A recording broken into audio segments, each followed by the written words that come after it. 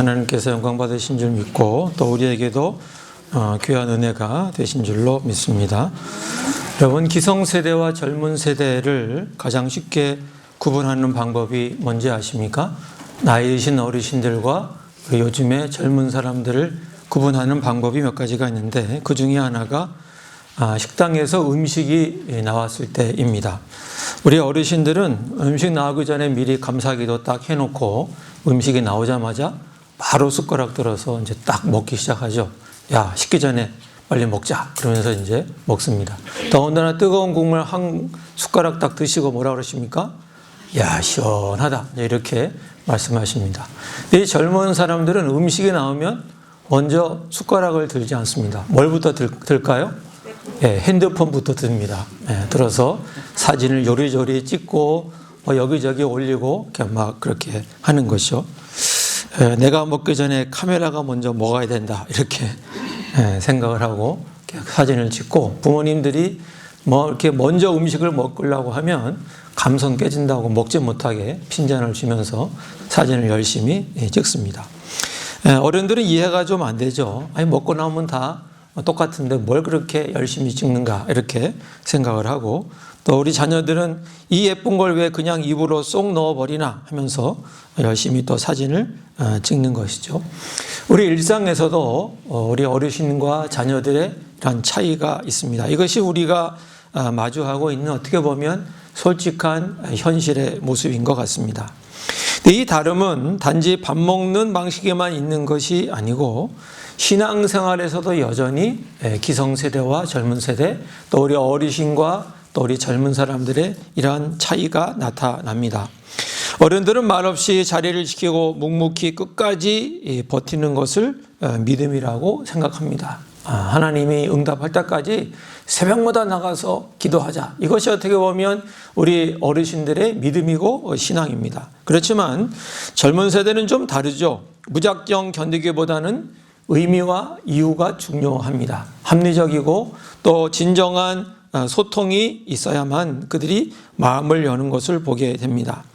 우리는 분명히 같은 하나님을 믿고 같은 예배의 자리에 앉아서 하나님을 예배합니다. 그런데 은혜 받는 포인트가 다릅니다. 젊은 사람들이 가슴이 뛰는 자리가 다르고, 또 우리 어르신들이 감동을 받는 그 포인트가 다른 것입니다. 그러다 보니까 우리 안에 어떤 일이 벌어지냐면 서로 이해하기보다는 판단하는 경우들이 많이 있습니다. 어른들은 혀를 끌끌 차며 걱정합니다. 요즘 애들은 왜 저렇게 참을성이 없는지 몰라. 우리 때는 안 그랬는데. 이렇게 이야기를 하고, 또 젊은 세대는 속으로 이렇게 생각합니다. 어른들은 말이 안 통해. 어른들 방식만 정답이라 그러네 라고 속으로 생각을 하는 것입니다. 성도 여러분, 이렇게 우리는 다릅니다. 우리 가정에서 자녀들과 대화하다가 또는 교회에서 답답하고 당황하셨던 적이 아마 한 번쯤은 있으셨을 것입니다. 그래서 삐걱거리기도 하고 때로는 의도하지 않은 마음의 상처를 주고 받기도 합니다. 오늘 어린이 주일을 맞이해서 교회 안에 우리 젊은 세대와 또 나이 드신 어르신들이 어떻게 함께 잘 지내며 하나님을 예배하며 신앙생활을 할 수 있는지 말씀을 통해 알아보면서 하나님의 은혜를 함께 받기를 원합니다. 첫 번째, 우리는 성령님 안에서 나이 드신 사람이나 또 젊은 사람이나 동시에 교회의 주역으로 부름을 받았습니다. 사도행전 2장 17절 말씀을 좀 함께 읽어보도록 하겠습니다. 우리 다 같이 함께 읽겠습니다. 하나님이 말씀하시기를 말세 내가 내 영을 모든 육체에 부어주리니 너희의 자녀들은 예언할 것이요 너희의 젊은이들은 환상을 보고 너희의 늙은이들은 꿈을 꾸리라. 이 말씀은 베드로가 구약의 요엘 선지자가 한 그 예언의 말씀을 다시 인용하는 것인데, 이 말씀을 깊이 들여다보면 몇 가지 우리가 좀 주목할 단어들이 있습니다. 첫 번째는 모든 육체라고 하는 단어입니다. 우리가 알고 있듯이 구약시대에는 성령님께서 모든 사람에게 임하지 않았습니다. 특별한 사람들, 왕이나 제사장 또는 선지자들에게만 임하셨고, 그것도 계속 임하신 것이 아니라 잠깐 임했다가 떠나가는 경우가 대부분이었습니다. 한마디로 얘기하면 구약에는 하나님의 영이 어른들에게 소수의 특별한 사람에게만 임하셨습니다. 그런데 베드로가 무엇이라고 선언을 합니까? 내가 내 영을 모든 육체에 부어주리라. 특별한 사람이 아니라 모든 육체, 모든 사람에게 하나님의 성령을 부어주시겠다고 얘기합니다. 나이를 뛰어넘어서, 성별을 뛰어넘어서, 모든 사회적인 지위를 다 뛰어넘어서 하나님께서 하나님의 영을 부어주시겠다고 말씀을 하고 있습니다. 그리고 이어지는 표현을 보면 자녀들은 예언하고 또 젊은이들은 환상을 보고 늙은이들은 꿈을 꾼다 이렇게 얘기하고 있는데, 여기 예언이나 환상이나 꿈은 다 하나님의 은혜에 주어짐을 얘기하고 있는 것입니다. 똑같은 주님의 은혜입니다. 결코 우열이 없다는 것입니다. 나이가 많다고 해서 하나님께서 수준 높은 은혜를 주시고 나이가 젊다고 해서 하나님이 좀 낮은 은혜를 주신다는 것이 아니라 자녀들에게나 또 젊은이에게나 또 나이가 많으신 분들에게는 하나님께서는 하나님의 그 은혜를 동일하게 부어준다는 것을 말씀하고 있습니다. 이것이 바로 오순절의 성령 강림이 우리에게 주시는 은혜요 위대함인 것입니다. 당시 사회는 어른 중심 사회였습니다. 나이가 어리면 무조건 뒤로 물러나야 하는 시대였습니다. 하지만 성령께서 임하시자 새로운 질서가 세워진 것입니다. 하나님은 세대를 순서대로 쓰지 않으신다는 것입니다.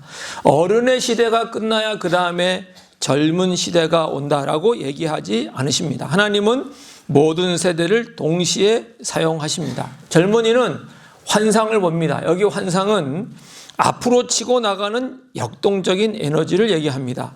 어르신들은 꿈을 꿉니다. 여기 꿈은 지혜와 통찰을 이야기합니다. 환상은 교회의 방향을 제시하고 꿈은 교회의 깊이를 더해 주는 것입니다. 이 둘은 절대 싸우지 않습니다. 하나님은 이 둘을 같이 사용하셔서 교회를 이끌어 가시고 교회를 세워 가시는 것입니다. 이 놀라운 진리를 사도 바울은 젊은 목회자 디모데에게도 가르쳐 주고 있는데, 디모데전서 4장 우리 12절 말씀 함께 읽겠습니다. 누구든지 내 연소함을 업신여기지 못하게 하고 오직 말과 행실과 사랑과 믿음과 정절에 있어서 믿는 자에게 본이 되어. 사도 바울이 디모데에게 내가 나이가 어리니까 뒤로 물러가 있어라, 까불지 말고 가만히 있어라 이렇게 얘기하는 것이 아니라 너의 나이 어림을 업신여기지 못하도록 내가 말과 행실, 사랑과 믿음과 정절에서 교회 앞에 본을 보이는 사람이 되라고 오히려 권면하고 있는 것을 보게 됩니다. 우리 사랑하는 성도 여러분, 특별히 교회 안에 젊은 세대 여러분, 교회 안에서 여러분 이렇게 생각해 보신 적이 혹시 있습니까? 나는 아직 젊어서 내 의견은 교회 안에서 별로 중요하지 않아. 내가 말해봤자 결정은 결국은 어르신들이 다 할 거니까 내 생각은 아무 쓸모 없을 거야. 또는 교회에서 나는 그냥 주인공이 아니라 엑스트라야 라고 하는 그런 생각을 가진 사람들이 있습니까? 여러분이 이런 영적인 무력감과 소외감을 아마 느꼈을지도 모릅니다. 그러나 하나님께서는 오늘 사도행전 말씀을 통해서 그렇지 않다고 말씀하고 있습니다. 여러분은 우리 교회의 먼 미래가 아니라 바로 우리 교회의 오늘입니다. 하나님은 여러분들이 나이가 들기를 기다리시는 것이 아니라 지금 성령의 은혜를 부으셔서 지금 교회 주역으로 삼으시고 교회를 세워가도록 주님께서 성령의 은혜를 부어주신 것입니다. 그래서 젊다는 이유로 뒤로 숨지 마시고, 젊다는 이유로 위축되지 마시고, 젊다는 이유로 주저하지 마시고, 오히려 하나님이 부르신 그 부르심을 따라 성령께서 주시는 그 은혜를 따라서 교회 주역으로 우뚝 서서 나갈 수 있는 우리 젊은 믿음의 사람들이 다 될 수 있기를 우리 주 예수님의 이름으로 간절히 축복합니다. 자, 그럼 이렇게 사도행전 2장이 보여준 대로 하나님께서는 성령님을 어르신들에게나 젊은 사람에게나 우리 자녀에게나 다 동일하게 부으셔서 교회 안에서 주의 교회에 주역이 되도록 하셨는데, 이 우리 교회 안에 이렇게 어르신과 젊은 사람들이 어떻게 주님의 그 말씀대로 연합을 해서 하나를 이루어서 멋지고 아름답게 교회를 섬기고 나갈 수 있는가 하는 것입니다. 그것은 바로 서로 존중하는 것입니다. 나이 드신 분들은 젊은 사람들을 존중해주고 젊은 사람들은 어르신들을 존중해 주는 것이 바로 이 말씀이 현실 교회에서 함께 살아갈 수 있는 귀한 것이 되는 것입니다. 두 번째는 우리 젊은 세대에게 권면하는데, 우리 젊은 세대는 우리 나이 드신 분들을 존중해 주어야 하는데 성경은 그 존중을 다른 말로 말씀하고 있는데 그것은 바로 공경하라고 말씀을 해주고 있습니다. 우리가 아까 읽은 에베소서 6장 1절부터 3절까지 말씀 우리 다시 한번 같이 읽겠습니다. 자녀들아, 주 안에서 너희 부모에게 순종하라. 이것이 옳으니라. 내 아버지와 어머니를 공경하라. 이것은 약속이 있는 첫 계명이니 이로써 내가 잘되고 땅에서 장수하리라. 사도 바울은 자녀들에게, 젊은 사람들에게 부모님을, 어르신들을 공경하라고 말씀하고 있습니다. 여기 공경하라고 하는 것은 물론 인사를 잘하고 또 예의 바르게 행동하는 것도 포함되지만, 이게 문자적으로 좀 우리가 뜻을 살펴보면 상대방의 가치를 인정해주고 상대방을 높이 평가하라 하는 그런 뜻을 가지고 있습니다. 우리는 보통 이 말씀을 그냥 유교적인 효도나 어르신의 말에 무조건 복종하는 것으로 생각을 할 수도 있지만, 사도 바울이 말한 공경이라고 하는 것은 어르신들, 부모님들의 가치를 인정하고 그들을 높이 평가해 주라고 하는 그런 뜻에서 공경하라고 얘기를 하고 있는 것입니다. 그래서 성경이 젊은 세대에게 요구하는 공경은 어떻게 보면 어른들을 높이 평가하고 그들의 믿음을 계속 이어서 나아가는 것입니다. 그냥 어른들이 말씀할 때 예, 알겠습니다 하고 많은 것이 진정한 공경이 아닙니다. 진정한 공경은 앞선 세대의 신앙을 내 것으로 이어받는 것입니다. 우리 어른들이 달렸던 그 믿음의 경주를 내가 이제 바톤을 이어받아서 내 트랙 위에서, 내 경주장에서 열심히 달려나가는 것입니다. 이것이 하나님이 약속하신 축복을 받는 길이라고 성경이 말씀하고 있는 것입니다. 성경은 옛 시대의 지혜를 묻고 배우는 것이 얼마나 중요한지 강조해 주고 있는데, 신명기 32장 7절 말씀을 함께 읽겠습니다.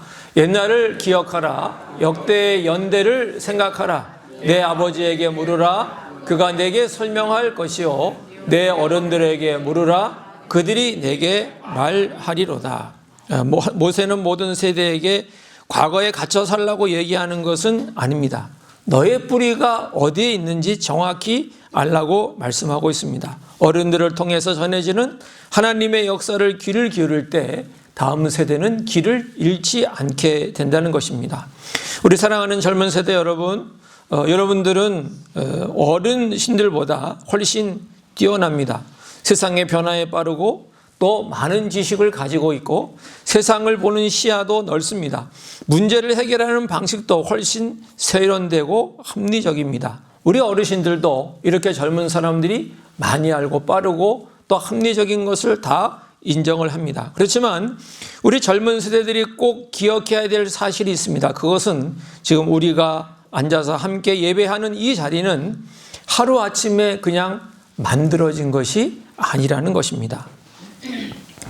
우리가 예배드리는 이 공간은 누군가의 투박한 눈물과 기도, 헌신으로 세워진 자리입니다. 우리가 찬양을 부를 수 있는 것은 수십 년 전 차가운 마룻바닥에 엎드려 밤새워 기도했던 어르신들의 굳은 살 박인 무릎이 있었기 때문입니다. 아무도 알아주지 않아도 묵묵히 교회당을 청소하고 주방에서 땀 흘렸던 우리 어르신들의 헌신이 있었기 때문에 우린 지금 이 자리에서 예배하고 찬양하고 또 함께 교제할 수 있는 것입니다. 우리 어르신들의 신앙은 때로는 젊은 사람들의 눈에 볼 때 답답해 보일지도 모릅니다. 논리보다는 무조건 믿으라고 하는 방식이 이해하기 어려울 수도 있습니다. 하지만 그 투박한 믿음이 없었다면 우리 교회는 존재하지 않았을 것입니다. 여러분이 품은 아름다운 환상은 우리 기성세대가 평생을 바쳐 닦아놓은 든든한 꿈의 터전에서만 활짝 꽃을 필 수가 있는 것입니다. 뿌리가 없는 나무는 바람이 불면 곧 넘어지고 마는 것입니다. 우리 젊은 세대 여러분, 앞선 세대의 위대한 영적인 유산을 여러분들이 자랑스럽게 이어받는 어르신들을 존중하는, 어르신들을 공경하는 그 가치를 인정해주고 그것을 높이 평가할 수 있는 우리 모든 젊은 세대, 우리 믿음의 사람들이 될 수 있기를 예수님의 이름으로 간절히 축복합니다. 세 번째는 우리 어르신들에게 권면합니다. 우리 어르신들도 우리 함께 교회 안에서 우리 젊은 세대와 함께 신앙하기 위해서는 우리 젊은 사람들을 존중해 주어야 합니다. 우리 오늘 말씀 중에 4절 말씀 함께 읽겠습니다. 시작. 아비들아 너희 자녀를 노엽게 하지 말고 오직 주의 교훈과 훈계로 양육하라. 어르신들이 젊은 사람들을 존중해 줘야 되는데 그 존중은 무엇이냐면 그들을 노엽게 하지 않는 것입니다. 사도 바울은 부모 세대를 향해서 어르신들을 향해서 자녀를 노엽게 하지 말라고 얘기합니다. 자녀를 좌절하게 만들지 말라는 것입니다. 여러분, 이 말씀이 쓰일 당시 로마 시대는 가부장제였습니다. 아버지는 가족에 대해서 절대적 권력을 가지고 있었죠. 자녀를 자기 소유물로 여겼습니다. 심지어 생살 여탈권까지 쥐고 있었습니다. 아버지가 자녀를 마음대로 통제하는 것은 그 당시에 당연한 상식이었습니다. 그런데 성경은 그 시대의 상식을 정면으로 거스릅니다. 하나님이 말씀하시죠. 자녀는 너의 소유물이 아니다. 내 마음대로 통제해서 그들을 숨막히게 하지 말라고 하는 것입니다. 자녀를 통제의 대상이 아니라 독립된 인격체이자 하나님의 사람으로 존중하라고 성경은 우리에게 말씀하고 있는 것입니다. 사랑하는 우리 어르신 여러분, 우리가 우리 자녀들, 젊은 성도들을 얼마나 사랑합니까? 눈에 넣어도 아프지 않습니다. 또 우리 자녀들이, 젊은 사람들이 실패할까 봐 노심초사합니다. 조금이라도 더 좋은 길로 가기를 원하고 바랍니다. 우리가 사랑하기 때문에 더 조급해질 때가 있습니다. 그래서 우리는 자꾸 무언가 가르치려고 하고 자녀들과 젊은 사람들에게 간섭하게 됩니다. 여러분, 그러나 우리가 꼭 기억해야 될 사실이 있습니다. 그것은 우리는 사랑해서 한 말이고 사랑해서 한 행동인데 그것을 듣는 자녀들과 젊은 사람들이 통제로 느껴지는 경우가 많다는 것입니다. 사랑이라는 이름으로 포장된 우리 어르신들의 통제와 간섭이 안타깝게도 젊은 이들에게는 영적으로 좌절하게 만드는 경우가 있습니다. 성경의 말씀대로 노엽게 만드는 것입니다. 사도 바울은 골로새서에서 이 말씀을 좀 더 구체적으로 말씀해 주고 있는데 골로새서 3장 21절 말씀 같이 읽겠습니다. 아비들아 너희 자녀를 노엽게 하지 말지니 낙심할까 함이라. 존중받지 못하고 통제만 받는 젊은이들은 결국 낙심하게 되고 교회 안에서 숨을 쉬지 못하고 마음문을 닫게 되고 결국은 교회를 떠나게 되는 것입니다. 저 역시 이런 실수를 했습니다. 우리 자녀들을 기르면서 딸한테는 좀 덜한 것 같은데 이 아들한테는 이렇게 나서서 괜히 저의 경험과 또 저의 지식과 저의 지혜를 이야기하면서 이렇게 해라 저렇게 해라 한 경우들이 많이 있었던 것 같습니다. 아들이 힘들다, 몸이 좀 아프다, 이번에 또 감기 걸렸다 이렇게 얘기하면 그걸 받아줘서 얼마나 힘드냐, 괜찮냐 이렇게 물어봐야 되는데 그 얘기를 하면 바로 뭐라고 얘기합니까? 야, 운동 좀 해. 뭔가 관리해야지. 그게 뭐냐? 이렇게 그냥 다그치고 잔소리를 하는 경우들이 많이 있습니다. 물론 저는 아들을 사랑해서 그렇게 말을 하는 것인데 그 사랑한다고 그렇게 한 말이 아들의 마음에 하나도 가 닿지 않은 것입니다. 저는 점점 깨닫게 됩니다. 사랑만으로는 부족하구나. 아들을 존중해야만이 그 내 사랑이 그 아들에게 전달되는구나 하는 것을 점점 알아가고 있습니다. 우리 사랑하는 성도 여러분, 또 우리 어르신들의 마음속에는 젊은 성도들을 향한 뜨거운 사랑이 있습니다. 그 사랑이 전달되기 위해서는 두 가지가 필요합니다. 우리 젊은이들은 젊은 사람들을 존중한다면 그 존중하는 방식이 꼭 필요한데 두 가지를 좀 말씀드렸으면 합니다. 어떻게 젊은 사람들을 존중할 것인가? 첫 번째는 젊은 사람들을 대할 때 그 말을 좀 조심해 주셨으면 좋겠습니다. 우리는 친근해서 좀 이렇게 쉽게 반말을 합니다.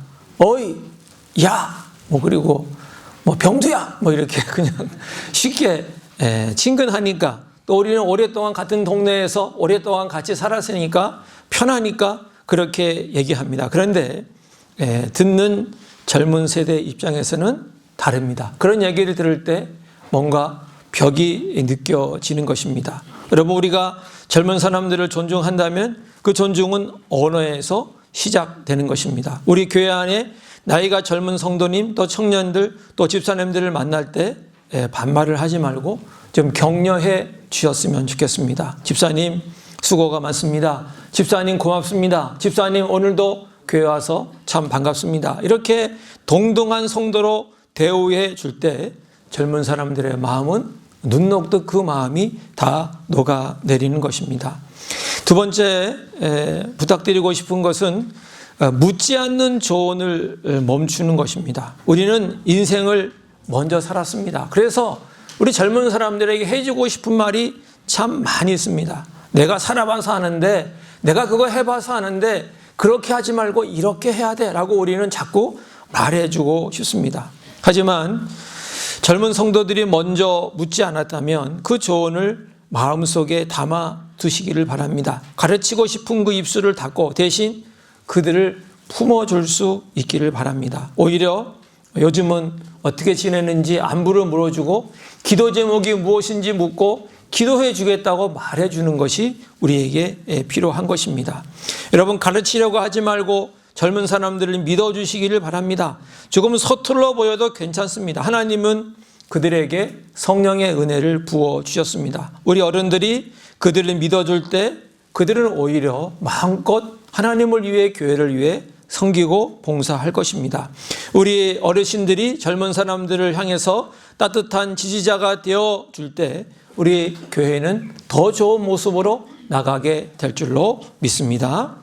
어느 교회에 있었던 일화를 하나 나누고 싶습니다. 그 교회에는 아주 엄격한 장로님이 한 분 계셨는데 평소에 젊은 성도들을 보면 머리가 그게 뭐냐, 치마가 그게 뭐냐, 신발이 그게 뭐냐 이렇게 나무라기도 하시고, 또 예배드리는 태도를 보고 예배가 왜 그렇게, 예배의 태도가 그게 뭐냐라고 이렇게 늘 야단을 치는 그런 장로님이셨습니다.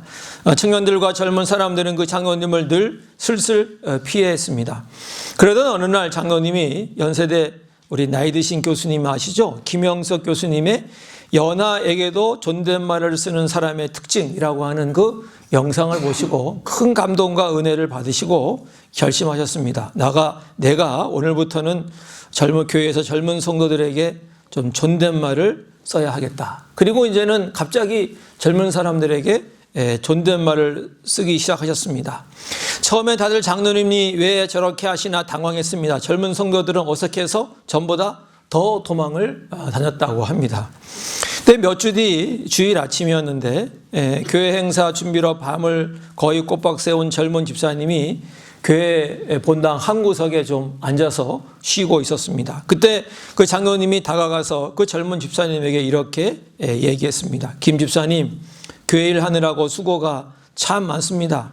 집사님의 그 헌신과 봉사 때문에 우리 교회가 참 든든합니다. 감사합니다. 고맙습니다. 이렇게 그 젊은 집사님에게 장로님이 얘기했습니다. 이 장로님의 그 한마디에 젊은 집사님은 왈칵 눈물을 쏟고 말았습니다. 늘 교회 안에서 지시만 받고 꾸중만 들었던 자신이었습니다. 그런데 그 순간 그 장로님의 그 말로 자신이 존귀한 봉사자로, 한 사람의 동력자로 존중받았다는 그런 느낌을 받았기 때문입니다. 그 후로 그 교회가 변하기 시작했습니다. 어르신들은 젊은 성도들에게 먼저 다가가서 손을 내밀었고, 젊은 성도들은 닫았던 마음을 열고 어른들의 손을 함께 잡았습니다.